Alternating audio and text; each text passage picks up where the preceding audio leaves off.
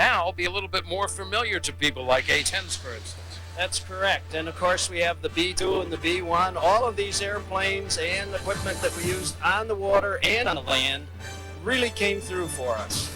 The crowd is gathered here in Fort Lauderdale, Florida, and they have turned their eyes skyward. For there, the U.S. Army Golden Knights are disembarking from their aircraft, first in free flight and then under parachutes. Now, one of the parachutes has the Stars and Stripes in tow. They are being circled by the Red Baron Squadron. It is an awesome sight of red, white, and blue as we start this national salute to the United States military. Following the arrival of the flag from Homestead, 482nd Fighter Squadron and F-16 flyby. We start our show with the F-18 Hornet.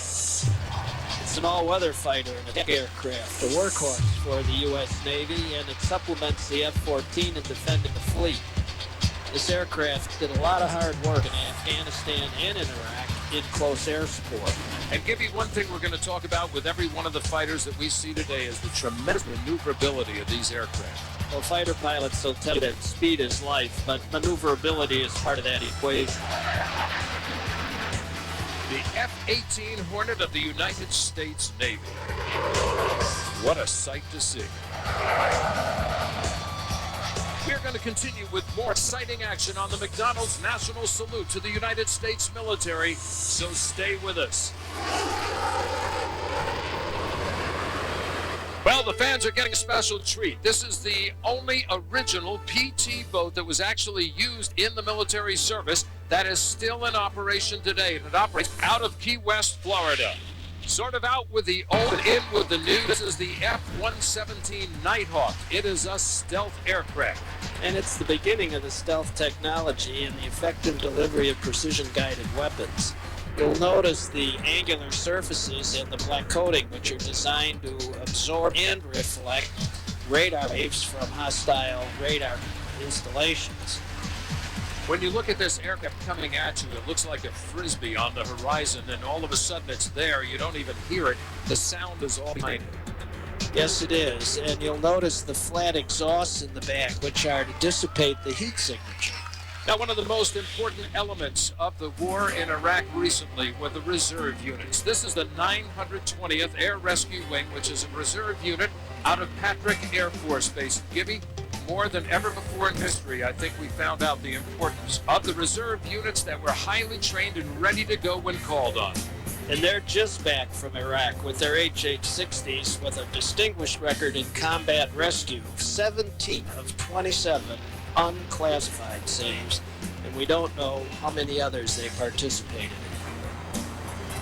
I think one of the unique things about our forces are the need to rescue our downed airmen and our trapped troops. And it was a job well done, and when they come back, they go back to their jobs, which literally they represent just about every vocation in American life. In the reserves, you have a lot of guys that are just normal pilots with the airlines. You have guys that work in restaurants. They have guys that are like myself that are in law enforcement, fire department, across the board. And when it comes time, like this moment in our life, 9/11 happened, we pulled together and our unit set up and we went to Iraq and we did our job. Now we turn our attention to the civilian side of the air show, and this is exciting. Just be patient and away it will go. You just met Sean Tucker. All right, the heart's already beat. You want to look good when all those folks are watching. Everything looks righteous, man!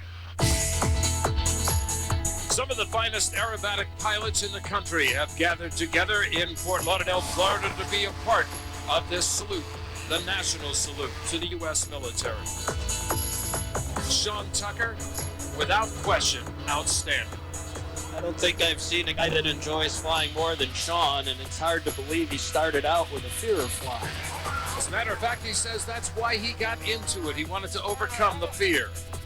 Do we think he overcame it? I think he's done it in aces. Look at those arm muscles tense up when he's doing those maneuvers. He's going backwards at 100 miles an hour. A tremendous amount of stress on the wings of this small plane, but he knows how to handle it. He handles it just like part of his body. Well, that's how you do a torque roll. Now he'll pull up to 10 positive G's and 7.5 negative G's. Forced. Sure, Bernie. Without question, one of the finest aerobatic pilots in the entire world. Here in Fort Lauderdale, Florida, Sean Tucker is his name. Unbelievable maneuverability with that little aircraft. He says that over half of the maneuvers that he does in the show are unique to his style.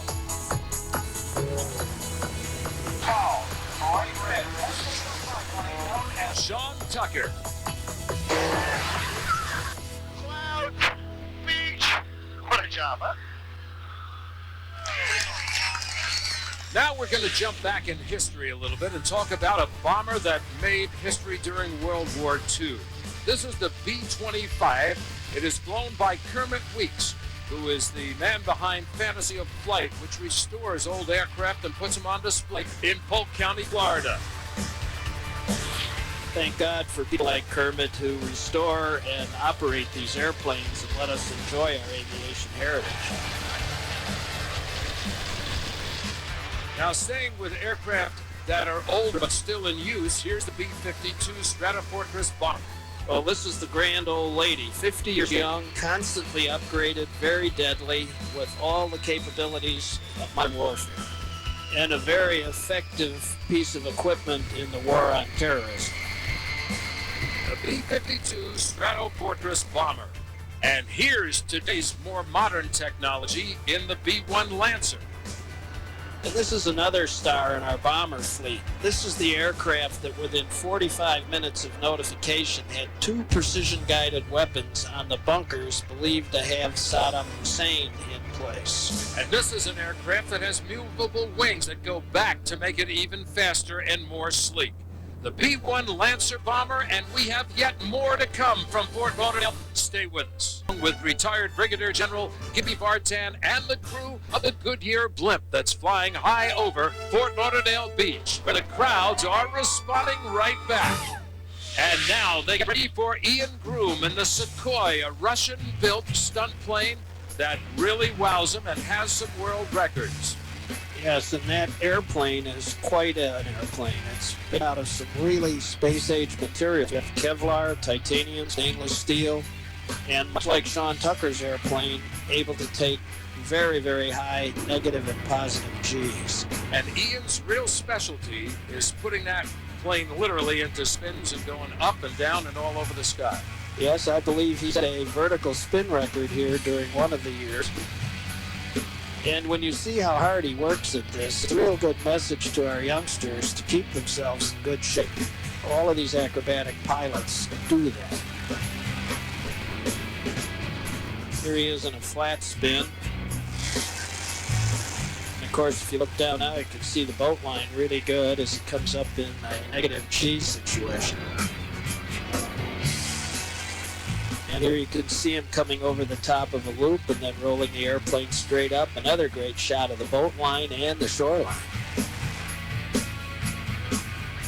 Ian Groom loves to challenge not only himself, but the aircraft, and the crowds love it. These guys make it look real easy, don't they, Dick? They sure do. Ian Groom, ladies and gentlemen, in the Sukhoi. Now, we welcome from Canada a special salute to the United States military. These are the Snowbirds, a very special group of performance flyers that show grace and beauty. These lads are from the 431st Air Demonstration Squadron, and we're really honored that they are dedicating their show to the men and women of our armed forces. This is a unique aircraft for the American public to see when it comes to military aircraft. What is it exactly? Well, it's their CT-114 trainer. It's called the Tudor, and they've been flying it for many years, so they're very familiar with it, and they put on a great show. They'll tell you that they do 70 shows a year in 40 locations in front of 7 million people, and we can tell them 4 million of them are right here. Over a 2-day period, better than 4 million in Fort Lauderdale. You're right on with that. Some great shots of the aerobatics that this team can do. And they really specialize mostly in precision flying, don't they? Absolutely. This is one of the premier demonstration teams in the world.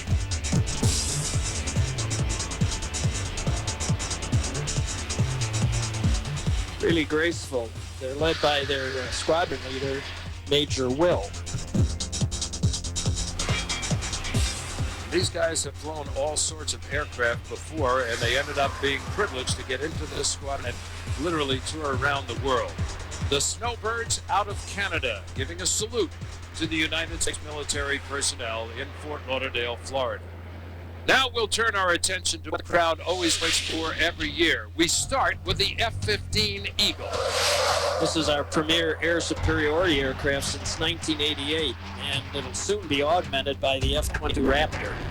Now, this is a single-seat version. We do have a two-seat version that has a WISO in the back, or a weapons systems officer. This airplane's been very effective in the close air support role with some real heroics and close air support of some pinned-down special forces in Afghanistan that actually took out targets within 200 feet of these pinned-down troops. Now, when you see these shots out of the cockpit, looking down on the water, you can see the tremendous spectator fleet that's assembled here. But these shots are so rare to actually get you inside. And there's one of the sights that the crowd loves every time these guys hit the afterburners. Yeah, I think what we see with these cockpit shots is truly unique. We see some looking forward, some looking back, some looking at the pilot, and it's unparalleled. You can see the gun sight up there in front.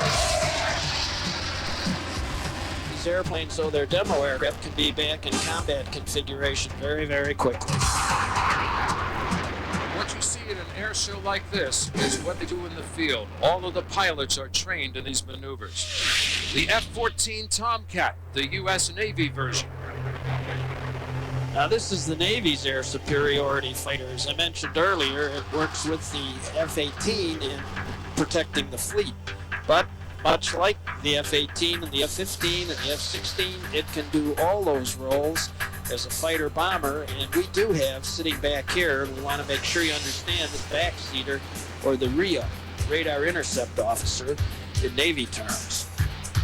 And he's the one that has to kind of hold on because the plane is going through maneuvers and he's got to figure out something to hold on to keep himself in the seat there, along with his seat belts that are strapping him in. Well, I admire those guys that sit back there and ride through some of those maneuvers, and you can see a vertical climb here, rolling, a lot of power in that airplane. The F-14 Tomcat certainly came into a lot of recognition when they had the movie Top Gun. Yes, that really put the Navy aviation program on demand. You can see the stages of the afterburner as the aircraft goes into a vertical climb. What a shot that is, looking back at that. Here he is showing a landing configuration with the tail go down and flying real slow. And I think an amazing thing, Gibby, is his acceleration out of that configuration. A lot of power in that airplane.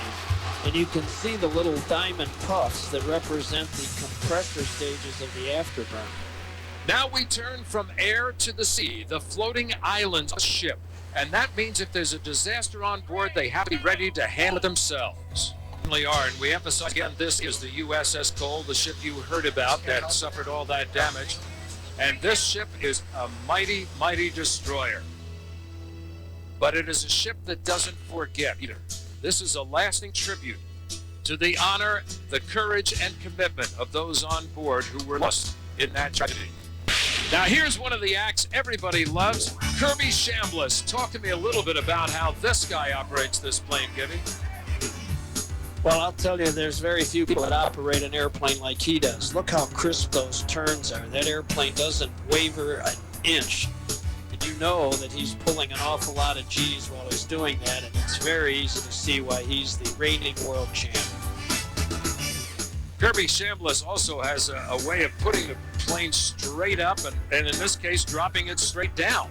Again, a tail slide and done with absolute precision. You can even see he stays right within the smoke when he's doing that vertical climb. This airplane he has, the Zivco 540 Edge, is again a unique airplane. Like most of these top acrobatic pilots, he has a specially designed airplane that meets his qualifications. Those have to be pretty stringent. I would imagine, and they have to go through a lot of stress tests to make sure that they can take what's happening up there, because he's really testing every inch of that airplane. And they check it regularly. There again, you have an airplane capable of pulling 10 positive Gs and over 7 negative Gs. That's a lot of stress. Kirby Chambliss thrilling the crowd in Fort Lauderdale.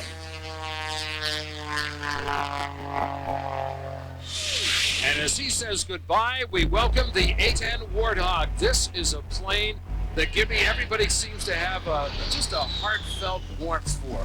Yeah, she's not fast, she's not pretty, but boy, to an infantryman on the ground, she's a welcome sight. And that's day or night in any weather.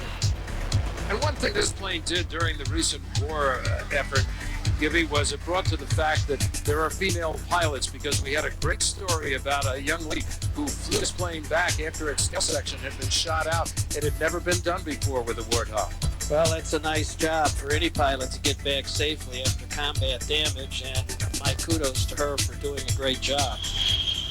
This Warthog is a very maneuverable airplane and certainly has become part of the backbone of any attack. And look at the pilot. He keeps looking around. Situational awareness is absolutely the key when you're low to the ground.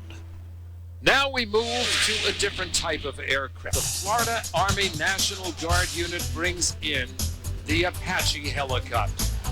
The HH-64, another infantryman's friend. He's got laser-guided guns, Hellfire missiles, can hide down in the weeds. That airplane gets out in front of the troops and looks over the hills, looks down on the roofs to make sure that there's any threats that they can deal with to keep our infantry out of harm's way.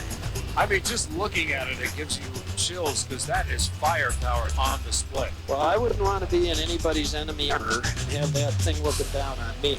Enjoy the General of the Conch Republic, Key West. His name is Freddie Cabanas, and he flies a Pitts. And boy, there's a plane that's been known in the stunt world for a long time, Gibby.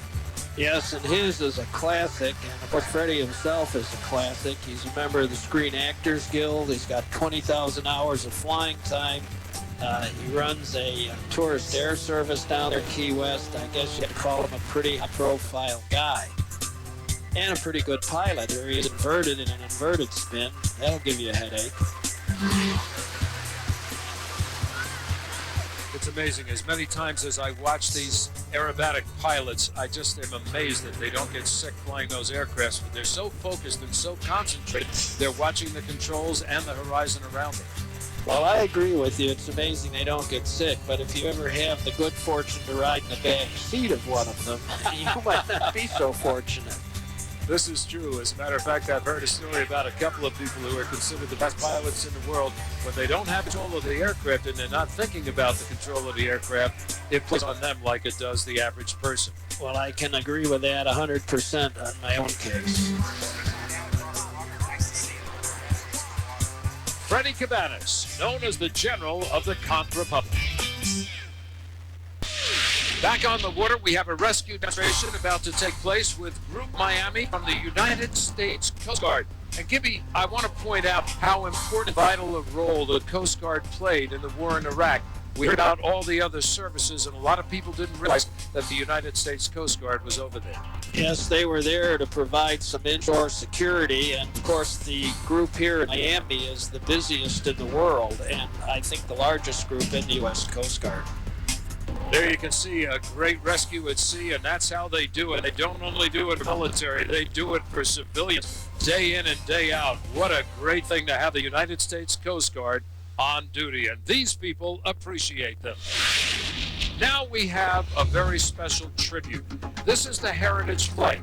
It's a Warthog, an F-15, and a P-51 flying in memory of those who not only lost in the war, but all those who have served.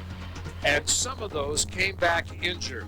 And I'm happy to say that some of those who were injured are guests right here today in Fort Lauderdale of the McDonald's Air Sea Show, the salute to the United States military. And we salute them now with the Heritage Flight.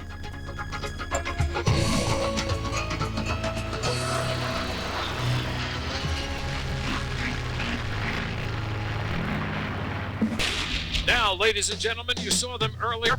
This is another shot of the Golden Knights, and we'll travel down with them at over 100 miles per hour. This is the Army's premier demonstration team. 3 missions they have. 1, to enhance recruiting. 2, to develop new techniques for jumping. 3, to appear in international competitions. And they've appeared all over the world. This message goes out everywhere. They've performed in all 50 states and 47 countries. They're truly the Army's ambassadors to the world. And what about these chutes that they're using? Well, they're steerable, they're used by special forces, and you can see it allows a precision landing. The Golden Knights of the United States Army. Now we go skyward again for the Red Baron Pizza Squadron, and you're going to get to ride along with them. Now, this is a little bit of history in these planes, Gibby. Absolutely is. This is the kind of airplane that America fell in love with. Barnstorming and acrobatic flying and all the romance that was generated out of those pilots from World War I. And the Stearman is also one of the planes they used for those wing walkers who used to stand up on top there and fly upside down and what have you. It absolutely is that, and it's got that big radial engine and those big wings and 2 cockpits. It brings back a lot of great memories. I think one of the things that people love about these planes, outside of their absolute beauty while they're flying, and the Red Baron Squadron does a tremendous job of that, but I think the noise they make. I think so. The noise, no matter where it is, converting fuel to noise catches the public eye. And these lipstick cameras that we have give us an unprecedented view of these great acrobatic pilots as they do their show. What a great view of Fort Lauderdale and the surrounding area, well above the beaches in Fort Lauderdale, Florida. The precision of this team is tremendous, and this is a team that travels literally all over the country with performances.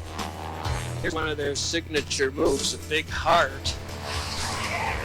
That's for the ladies in the audience, Gibby. Yes, you always have to please the ladies. Magnificent action coming over the top in formation. Get to see the loop. Great shot of the beach.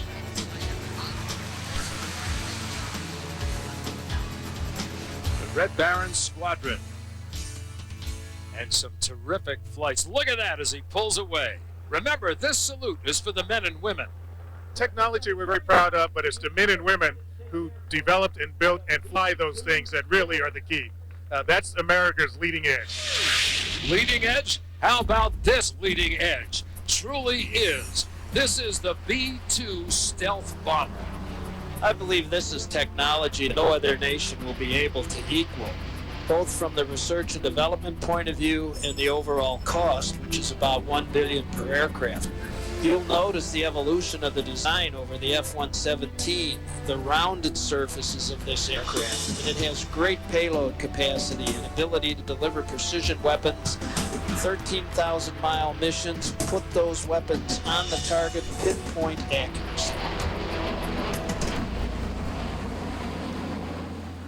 Times 2, and believe me, they are fun times.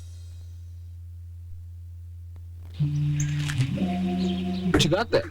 It's a McGriddle sandwich from McDonald's. What's in it? It's good. It's like a bacon, egg, and cheese sandwich. Except it's got these 2 griddle cakes with the taste of maple syrup inside. That's bizarre.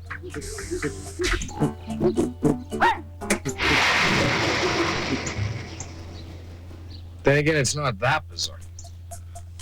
New McGriddles. Bizarre, but yum.